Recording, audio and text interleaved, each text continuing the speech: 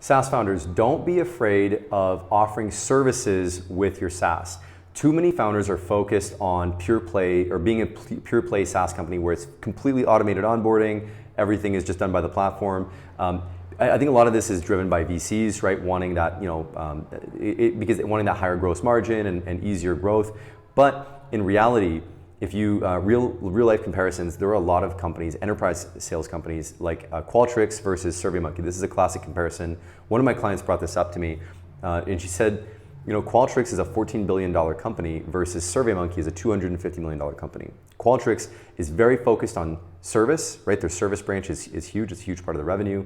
Big implementations, right? Very, very human heavy. So they have a lower gross margin, but higher enterprise value because the contracts they get are much larger. They're much stickier. Whereas SurveyMonkey is much more of an automated product, much less hands-on service. And so they grew easier, but they kind of capped out and they can never get those big enterprise contracts. So I'm saying this to someone that doesn't know either company intimately. This is just relayed to me by a founder who's much smarter than I am, right? But that was a very interesting point that I thought, and it's something that I do advise a lot of my clients on, is when you're trying to move up market, you have to be willing and ready to throw in some services and get your hands dirty working with these bigger clients. They expect, if they're gonna pay you an extra $100,000 a year contract, or there's an extra zero on the end of the contract value, you need to expect that you're going to be doing some work, right? They expect that level of service from you to give you that kind of contract. So something to think about, and if you want to grow a big SaaS company, then you're probably going to have to do that kind of work at some point and build out a professional services branch. The good news is at this point, there's a lot of different companies that you can model and a lot of different playbooks that have already been built on this kind of approach.